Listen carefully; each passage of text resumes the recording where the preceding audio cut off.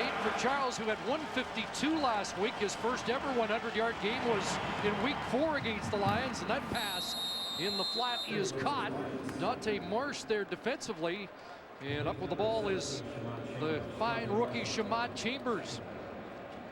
A couple weeks back, Davis Reed said, we've got to clarify a couple of situations. One is our starting quarterback, and he said Kerry Joseph would be the starter the rest of the season. And he took the keys to the car, and he's been driving it straight down the middle. 600 yards passing, 6 touchdowns, 2-0 since taking over. Averaging over 300 yards in his 5 starts this year. 2nd and 5. More pressure, and Joseph stands in, gets it away, and overthrows Kerry Koch, who was well covered by Corey Banks. But not much time for Kerry Joseph to work. No, this is the strategy clearly from the BC Lions. They are going to send pressure on Kerry Joseph and see if he can beat that pressure. Rich Stubler on every defensive play so far in this game has sent blitz, full blitz from the linebacking core. And what he's doing is going to trust his veteran secondary to play man-to-man, one-on-one coverage against guys like Fred Stamps in the back end, because when you blitz, you leave your defensive backs in one-on-ones. Ranchard a punt. Tim Brown is back. And Brown lets that one bounce by him into the end zone. It'll be a single point for the Eskimos. As he puts the knee down, that's a 58-yard rouge for Ranchard.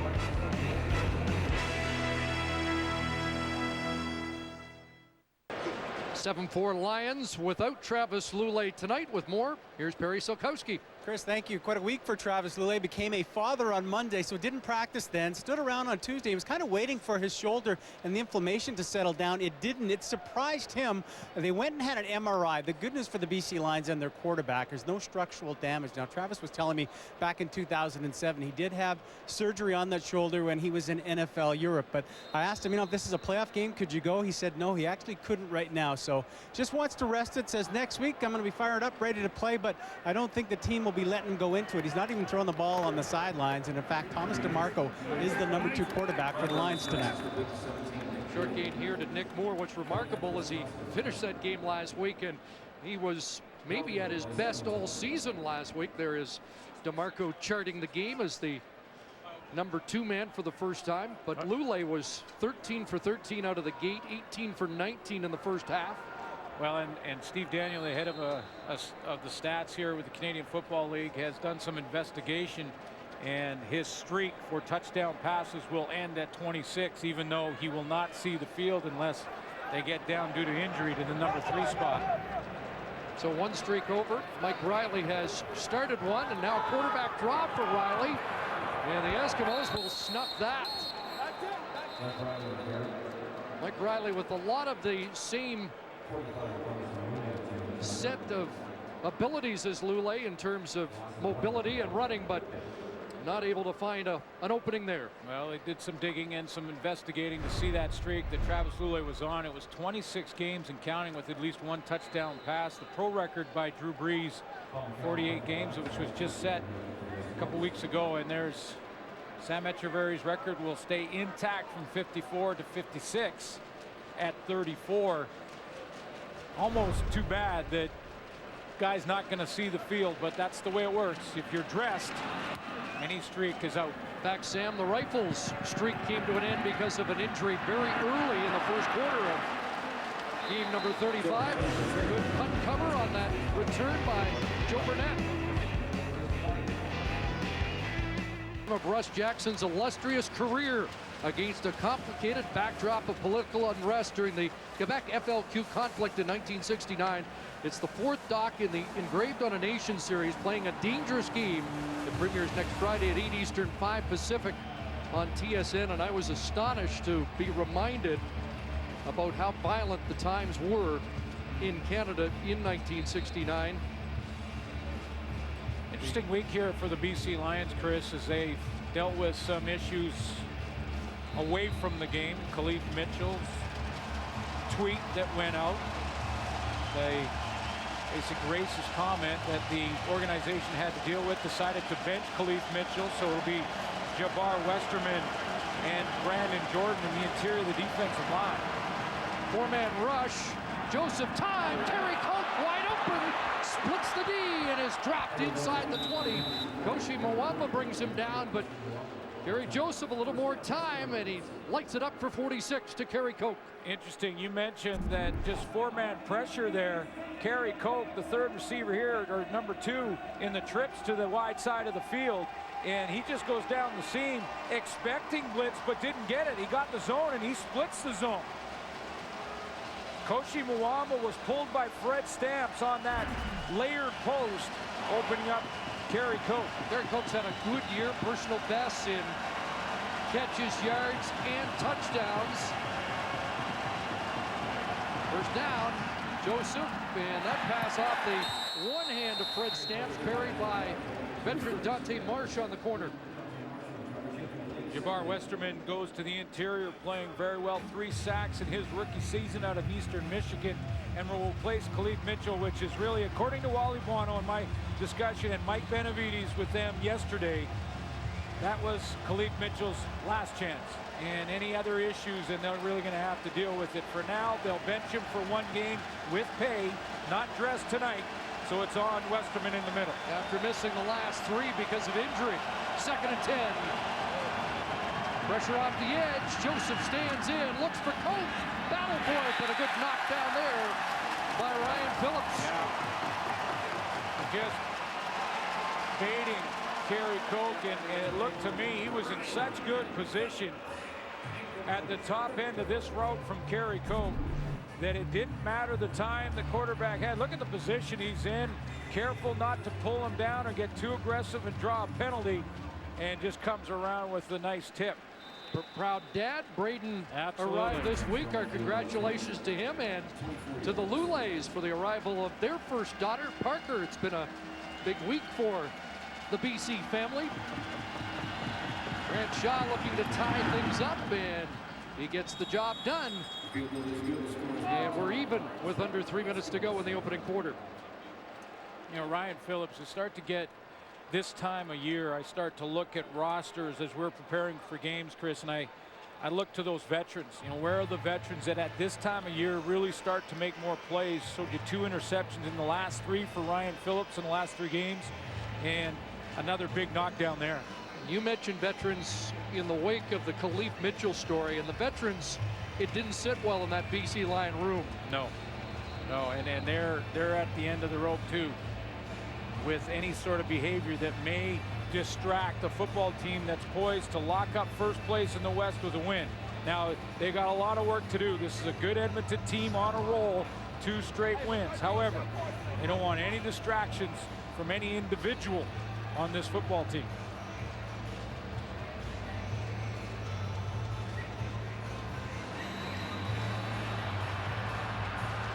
A lot at stake here tonight. And a possible playoff preview.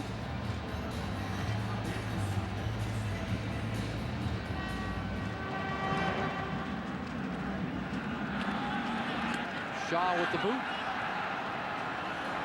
Stu Ford, good return. And he's out beyond the 40-yard line. Good return by the former Saskatchewan Rough Rider. Well, so much focus on Khalif Mitchell this week. Here's how Coach Mike Benavides viewed it. There's certain things you can and cannot do, and I think this is a great opportunity for us all to learn a lesson by it, and the message has got to be sent, and it was clear as day. He understands what he did. He apologized for it, but as an organization, we can't stand for that, and I'm really pleased with the way the room's reacted and how everybody's dealt with it.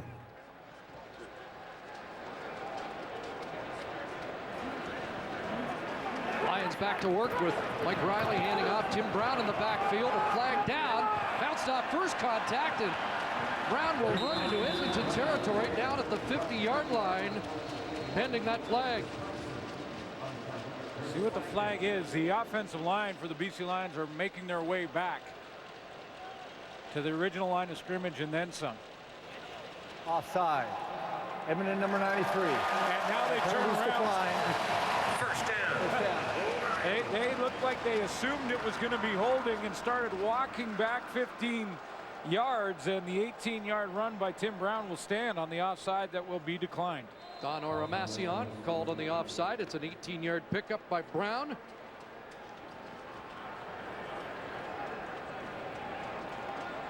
And now Andrew Harris and Tim Brown flank. Mike Riley, 1st and 10. Both release. Pass to Paris Jackson. And the veteran is guided out. Paris with just his 8th catch of the year. Guy who's really served a mentorship role this year and now in because of all the injuries. Talk to anybody in this BC Lion organization, and watching Mike Riley in the preseason, and it's well documented how he made this football team. I think the most impressive thing about this guy is the fact that how he responds to adverse situations, and we've seen an example of it already tonight. Pretty good numbers after throwing an interception early. We'll get into his story of how he got here, and even from high school on, he has had to overcome a lot of obstacles. And I think a bootleg, and Riley will get wrestled down at the 35-yard line. Not by design, I don't believe. I think Riley just making it up after he missed the handoff on that reverse pivot from center. Backed up his brother in high school. Then the family moved in his junior year. Went to a school that already had an established quarterback. Had to win the job late in high school. Now, maybe it was a fake, because it looked like to me that he just missed Sean Gore, and the timing a little bit off, but he gets the edge and gets the first down.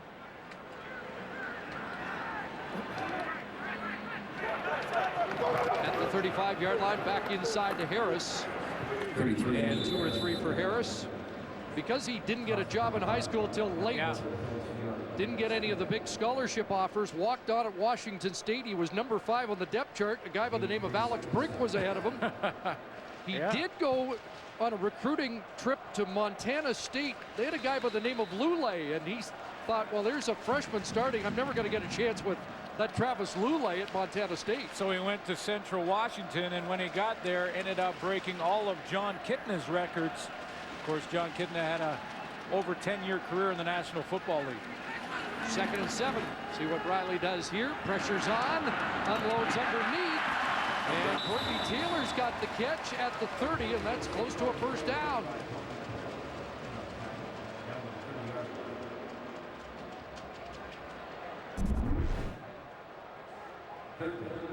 Excuse me, he's going to be 5 yards short of, as the tackle by Weldon Brown at the 30-yard line.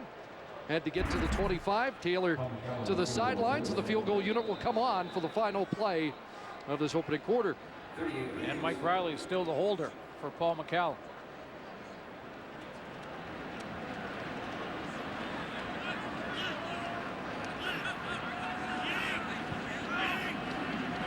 So from 38 out, Paul McCallum drills it and puts the Lions back in the lead. Final play, opening quarter. Good football game unfolding here at BC Place Stadium. Travis Lulay out, and his roommate Mike Riley, after some early adversity, bouncing back to lead the Lions after 1 quarter.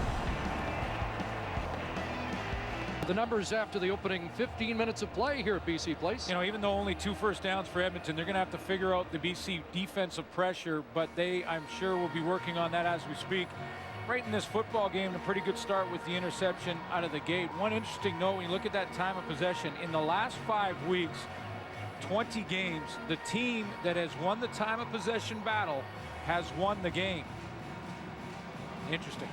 And in fact, the Lions held the ball longer last week against Hamilton than any offense in over 2 years. That's how effective they were. Some early adversity for Mike Riley. We've talked about it. A lot of young quarterbacks might have really been rattled by that opening interception on the second pass of the game. We've seen that many, many times over the years, and the young quarterback is picked off and just goes right in the gutter from there. Mike Riley responded. Here's Weldon Brown. And Brown tackled about the 33-yard line. And as I mentioned, you know, it was a great start for Kerry Joseph. 2 for 6, 51 yards, but it's a matter of trying to find an answer to this all-out blitz. The only time the Lions didn't blitz, it looked like for me, unofficially obviously, was the one play he hit Kerry Coke down the seam. Back-to-back 3 touchdown games for Kerry Joseph. First time he's done that since the Grey Cup year 2007 with Saskatchewan. Getting loud here, 5-man rush. And number 5's got Fred Stamps wide open. Another big hit by Kerry Joseph, and Fred Stamps goes over 1,000 for the 4th time in his career. It's been tough slugging for Fred Stamps to get there, but patience pays off, and he's been on fire of late. Mentioned that 200-yard game a couple of weeks ago. Out and around on Corey Banks. Lots of time for Kerry Joseph to let that one go, and he drops it right in there. 39 for Stamps. It's his 10th play of 30 yards or more on the year. That's 3rd best in the league, and the Eskimos with a first down at the BC 38. Bunch formation wide side. Joseph back to pass. Here comes the heat. He's hit and holds on. Kareem Smith and Anthony Reddick meet at the quarterback. Kareem Smith works off that short side of the field, and maybe the most underrated of the front 7 for the BC Lions, a guy we don't talk a lot about. He's going to come here. Reddick comes here, and it's a race to get there. I think Kerry Joseph wanted to get rid of this and just save the loss, but Coach Mwamba jumped up from his safety position. He didn't want to force an interception, so he'll take the sack. 2nd sack of the game for the Lions, 7th of the year for Kareem Smith. Loss of 14, a high shotgun snap. Joseph recovers and has a completion down inside the 40-yard line, close to the original line of scrimmage. And Lynn J. Shell and Chambers exchange pleasantries. But the throw gets him back into field goal range. So that's again a veteran move for Kerry Joseph. Points to himself on the sack because he wanted to tell the coaching staff and Marcus Crandall, I'll throw that away. That's on him. He wanted to. I think Coach Mwamba jumped up in there and he didn't want to throw the pick or have it tipped at the line. But the bottom line, that last throw didn't force it deep, got his football team in field goal range. Test for Grant Shaw from 47 out, 8 for 13 beyond the 40. He's hit from 50. And Grant Shaw's got that one through. Nails it from 47 out. And we're tied again.